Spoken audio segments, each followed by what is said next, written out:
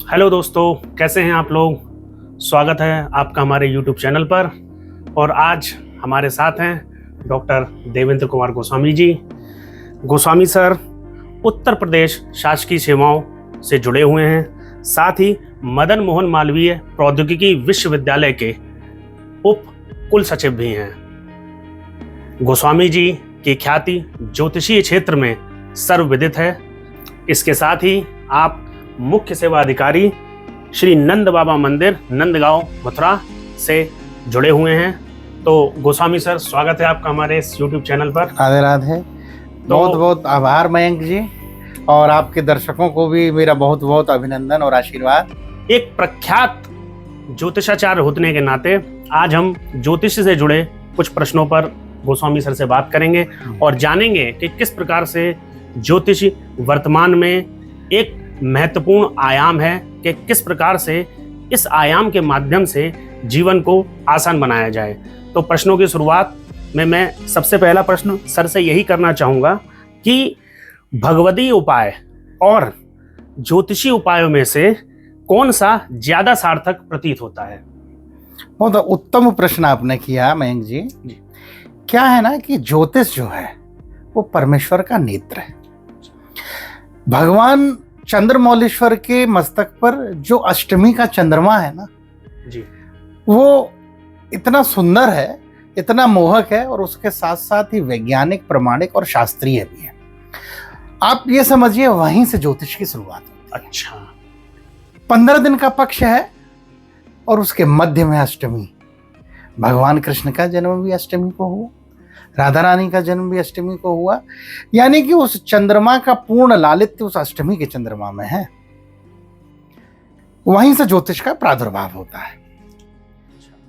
आपका प्रश्न है भगवदीय उपाय और ज्योतिषीय उपाय। हाँ, इन दोनों में किसकी ज्यादा भूमिका बेटर है। लोग शास्त्रीय मत अगर देखें तो भगवदीय उपाय जो है वो इस कलिकाल के अलावा भी सृष्टि के प्रारंभ से ही ईश्वर को प्रसन्न करने का एक जरिया रहे हैं। हम गोपाल सहस्त्रनाम का पाठ करें, हम भागवत का पाठ करें, हम वाल्मीकि रामायण का पाठ करें, तमाम स्त्रोत हैं जिनका हम पाठ करें। कहीं ना कहीं आप देखेंगे जितने ग्रह हैं, 9 की 9 ग्रह और कुंडली के 12 के 12 घर किसी ना किसी देवता के आश्रित होते हैं। जितने भी 9 ग्रह हैं कहीं ना कहीं किसी ना किसी देवता के आश्रित हैं। ज्योतिषीय उपाय उस ग्रह को प्रसन्न करने की एक विधा है, एक पद्धति है, एक तरीका है जो कि प्रमाणिक है, परंपरा से प्रमाणिक है, शास्त्र के द्वारा प्रमाणिक है। और भगवदीय उपाय उस ग्रह के अधिष्ठाता देवता को प्रसन्न करने का उपाय है। एक बहुत छोटा सा उदाहरण आपको दूं। जैसे बताइए। शनिदेव को प्रसन्न करने के तमाम ज्योतिषीय उपाय हैं। कोई व्यक्ति दीपक जलाता है, कोई कुछ करता है। अब अगर आप ब्रह्मवैवर्त पुराण में जाएंगे, गर्ग संहिता में जाएंगे, तो शनिदेव बहुत बड़े कृष्ण भक्त भी हैं। ये बहुत गुण बात मैं आपको बता रहा हूं, बहुत कम सुनने को मिलेगी। बहुत बड़े कृष्ण भक्त हैं। मैंने तो पहली बार ही सुना है इसको। और ब्रज में श्री नंदगांव धाम के पास ही एक स्थल है जहां महाराज की स्थली भी है, कोकिलावन। अच्छा, कोकिलावन। हाँ, कोकिलावन में भगवान कृष्ण के भक्त शनिदेव रास के दर्शन करने के लिए आए और वहीं विराजमान हो गए। तो शनिदेव को प्रसन्न करने के लिए तेल नहीं माखन मिश्री चढ़ाइए, कृष्ण प्रसन्न होंगे, तो स्वतः शनिदेव प्रसन्न होंगे ब्रज में जाके। ये भगवदीय उपाय। ठीक है। शनि का मंत्र जाप करिए, वैदिक मंत्र जाप करिए, शनि का अनुष्ठान करिए। ये ज्योतिषीय उपाय है। दोनों ही उपाय कहीं ना कहीं लोक कल्याण के लिए हैं, स्व कल्याण के लिए हैं। और एक छोटी सी बात और मैं बताइए। ज्योतिषीय उपाय है ना वो जन्म से लेके मरण तक के हैं, और भगवदीय उपाय जीवन के साथ भी और जीवन के बाद भी। कुल मिला के ये अहम अंतर हो गया जो आपकी आखिरी पंक्ति है। हाँ, दोनों के मध्य में। अगला प्रश्न मैं ये करना चाहूंगा कि प्रोफेशनल लाइफ, आज के टाइम देख रहे हैं कि आदमी बहुत ज़्यादा व्यस्त है, वर्क कल्चर बहुत ज़्यादा स्ट्रांग हो गया है, और एक उसकी पर्सनल लाइफ है। तो ज्योतिषीय समाधानों के माध्यम से वो अपनी पर्सनल लाइफ और प्रोफेशनल लाइफ में किस प्रकार से संतुलन स्थापित कर सकता है। मैं क्या है ना कि देखिए, ज्योतिष के अलावा प्रोफेशनल लाइफ और पर्सनल लाइफ मैं व्यक्ति कैसे सुखी रह सकता है। ज्योतिष के अलावा भी मैं एक सूत्र दूंगा, उसके बाद फिर मैं ज्योतिष में आऊंगा कि आप सामाजिक जीवन में ना पारदर्शिता रखिए, व्यावसायिक जीवन में परिश्रम रखिए, पारिवारिक जीवन में प्रेम रखिए और निजी जीवन में पवित्रता रखिए। बहुत अहम बात बोली है आपने। जीवन स्वतः सुखमय होगा। अब हम आपके प्रश्न पे आते हैं कि व्यावसायिक जीवन में, प्रोफेशनल लाइफ में और पर्सनल लाइफ में, व्यक्तिगत जीवन में ज्योतिष से कैसे हम बैलेंस कर सकते हैं। क्या है कि व्यक्तिगत जीवन जो है उसमें व्यक्ति का परिवार जुड़ा रहता है। बिल्कुल। पत्नी है, बच्चे हैं, माता है, पिता है, नातेदार, रिश्तेदार। और हम जब हम किसी कुंडली का वृहद जब अध्ययन करते हैं तो उसमें तमाम ऐसे घर हैं, भाई से संबंधित घर है, ससुराल से संबंधित घर है, पत्नी से संबंधित विचार है, ये सभी व्यक्तिगत जीवन, संतान आदि के, ये सब व्यक्तिगत जीवन में आते हैं। व्यावसायिक जीवन में मेरा नौकरी है, व्यापार है, पेशा है, ये सारी चीजें आती हैं। मेरी राजनीतिक महत्वाकांक्षाएं हैं, ये सब व्यावसायिक जीवन में आती हैं। देखिए, प्रत्येक ग्रह का गोचर जब जहां होके गुजरेगा और आपके कुंडली में, बहुत वृहद विषय है, इसको मैं बहुत सूक्ष्म आपको बता रहा हूं, सूक्ष्म बताइए। जब वो ग्रह उस गोचर में शुभ भाव में होगा, अशुभ भाव में होगा, ग्राह्य होगा, त्याज्य होगा, वो कहीं ना कहीं आपके व्यक्तिगत और दोनों जीवनों को प्रभावित करेगा।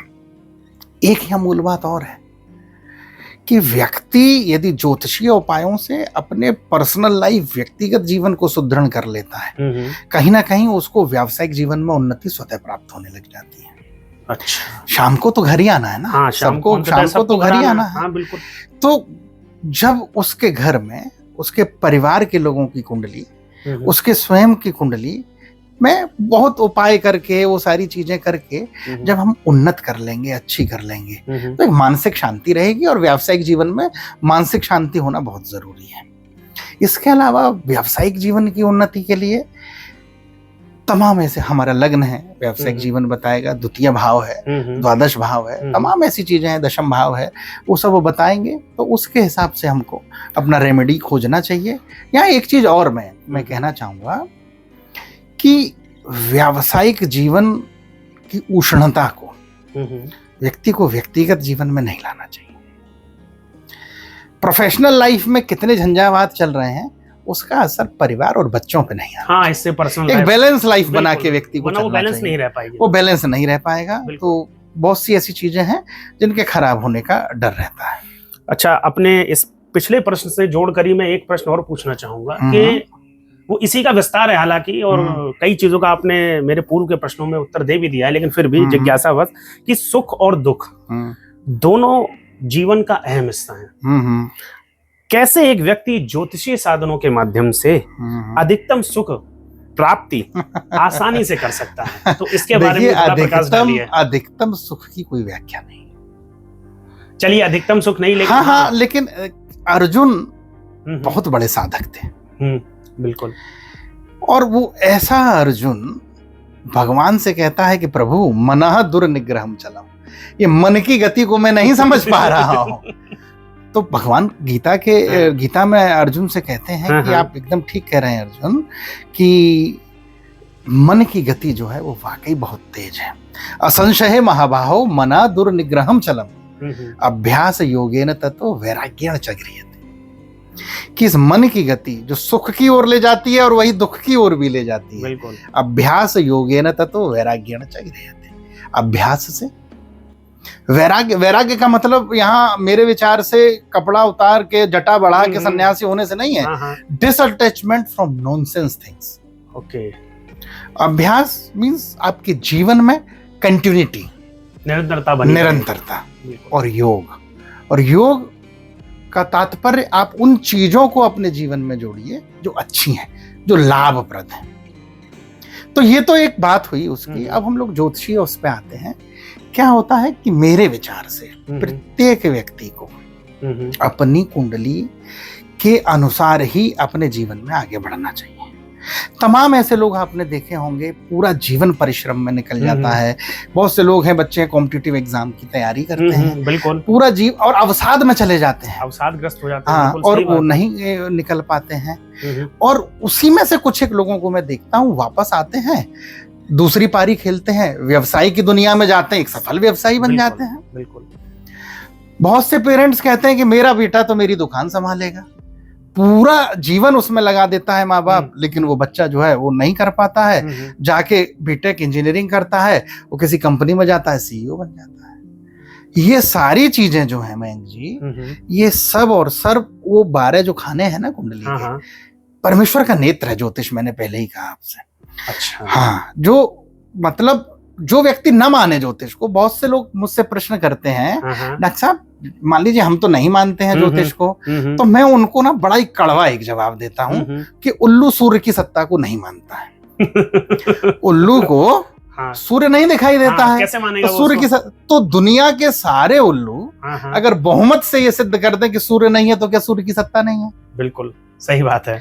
बस यही चीज ज्योतिष में है कि अगर आप वाकई अपने जीवन को अच्छा बनाना चाहते हैं, तो आपको ज्योतिषीय परामर्श तो किसी अच्छे ज्योतिषी से, जो आजकल चल रहा है ना, जो आजकल ट्रेंड चल रहा है, रील चल रही है, एआई, मैं अभी देख रहा था एआई ज्योतिषी आ गया। तो सुन के बड़ी हंसी हुई कि एआई ज्योतिषी ये बिल्कुल वैसा है कि जैसे ऐप के माध्यम से आप आरती कर दीजिए किसी देवता। हाँ बिल्कुल, उसमें जो डाटा डाला गया है उसी को एनालिसिस करके उसी एनालिसिस करेगा, वो कैसे बता देगा। और ज्योतिष एक विद्या है, और विद्या साधन से आती है। एक सफल ज्योतिषी किताब पढ़ के ज्योतिषी नहीं बनता है, साधन करना पड़ता है, बिल्कुल त्याग करना पड़ता है, तपस्या करनी पड़ती है, उसके पश्चात वो फलादेश देता है। बिल्कुल सही। तो कंप्यूटर से तो भाई नहीं हो पाएगा। अच्छा, इसी से जोड़ के एक छोटा सा प्रश्न हो रहा है कि जो टीनेजर हैं आजकल के बच्चे हैं, 20-25 साल के जो भी छात्र हैं, जो तैयारियां कर रहे हैं, बिल्कुल बिल्कुल, तो उनके कैरियर में अगर हम ज्योतिष की भूमिका के देखें तो किस प्रकार उनके कैरियर के मार्गदर्शन में ये अपनी एक विशेष भूमिका निभा सकता है? तो थोड़ा सा इस पर बहुत उत्तम प्रश्न आपने किया, क्योंकि शिक्षा के क्षेत्र में हूँ, एक विश्वविद्यालय में कार्यरत हूँ। अक्सर देखता हूँ मेरे पास बहुत गार्जियन आते हैं कि हम अपने बच्चे को क्या कराएं, कैसे कराएं। तो एक ट्रेंड चला करीब 2010 से, एक ट्रेंड चला कैरियर काउंसलिंग का। अच्छा। कि बड़े बड़े विद्वान लोगों के पास, तार्किक लोगों के पास व्यक्ति अपने बच्चों को लेके जाते हैं कैरियर काउंसलिंग। बिल्कुल जाते हैं, अभी भी जा रहे हैं। मयंक जी, कैरियर काउंसलिंग बहुत अच्छी चीज है। मैंने लखनऊ में कई लोगों से मैं मिला, वो किया, और हम लोगों ने एक नई विधा भी शुरू की, एस्ट्रो काउंसलिंग। ओके। एस्ट्रोलॉजी, ज्योतिषीय कैरियर काउंसलिंग। ये मैं मतलब शब्द जो है सामान्यतः सुना नहीं सुना। Astro counselling. हाँ। उस बच्चे की कुंडली आप देखिए, माता पिता की कुंडली देखिए, और उसको देखने के पश्चात आप बच्चे से जब बात करेंगे ना, उसकी कुंडली के हिसाब से आपको उसका रुझान पता चल जाएगा। पहले ही पता चल जाएगा, पहले ही पता चल जाएगा से क्या रुझान है, वो क्या रुझान है, और वो कुंडली स्पष्ट, कोई अच्छा ज्योतिषी है उसके ग्रहों की गणना देख के बता देगा कि आपको इस क्षेत्र में जाना चाहिए, और आशातीत सफलता भी मिलती है। मेरे पास सैकड़ों क्या हजारों गार्जियन मेरे पास आए, और प्रभु कृपा से उन सबके बच्चे आज अपने अपने क्षेत्र में वेल सेटल हैं। जिनकी कुंडली का अध्ययन किया, मैंने बताया कि आप, मैं अभी आपको बताऊं, नाम लेना तो उचित नहीं है किसी पॉडकास्ट में, एक सज्जन है, उनकी 2 बेटियां। अच्छा। राजस्थान के। बड़ी बेटी ने LLB किया और उसको जो है न्यायिक सेवा में जाना था। छोटी बेटी जो थी वो 12th उसने किया, और वो भी सोच रही थी कि मैं बीटेक करूं और इंजीनियरिंग करूं। उनके पिताजी मेरे पास आए, मैंने दोनों की कुंडली देखी, और मैंने कहा कि आपकी दोनों बेटियां न्यायिक सेवा में जाएंगी। अच्छा। बड़ी, और दैव योग से वो जो छोटी बेटी थी वो साथ में थी, और उसने कहा कि अंकल आपने बिल्कुल ठीक कहा, और मैं तैयारी करूंगी। और प्रभु कृपा से एक बेटी उनकी बिहार में न्यायिक सेवा में है, और एक बेटी राजस्थान में। तो आप कैरियर काउंसलिंग कराइए, लेकिन कैरियर के साथ साथ मेरा ये निवेदन है कि एस्ट्रो काउंसलिंग भी बहुत जरूरी है। चलिए, आपके उदाहरण के माध्यम से ये एक प्रत्यक्ष को प्रमाण की क्या आवश्यकता होती है, बिल्कुल बिल्कुल, कुछ ऐसा हमारे जो व्यूवर्स हैं उनको सुनने को, देखने को मिल गया। इसी के साथ एस्ट्रोलॉजी में दोस्तों हमने देखा कि जिस हिसाब से गोस्वामी सर ने बताया, तो एस्ट्रोलॉजी एक विज्ञान है, आप इसको समझिए। और सर कुछ मिथ भी हैं थोड़े बहुत इसके बारे में, तो थोड़ा 1 मिनट में प्रकाश डालिए। क्या है ना मयंक जी, देखिए, जहाँ प्रकाश है वहां अंधकार है, जहाँ दिन है वहां रात है, जहाँ अमृत है वहां विष है। तो उसी तरीके से मिथ भी हैं। शॉर्टकट्स के चक्कर में तमाम ज्योतिषी लोग भय का वातावरण बना के, और आजकल मैं देख भी रहा हूँ कि कुछ लोग यूट्यूब पे आप देखिए तमाम चीजें 15 दिन के ट्रेनिंग कोर्स चल रहे हैं, 3 दिन के ट्रेनिंग कोर्स चल रहे हैं ज्योतिषों के लिए। ये सब परंपरागत ज्ञान है, पीढ़ी दर पीढ़ी ज्ञान चलता है, परंपरागत ज्ञान है।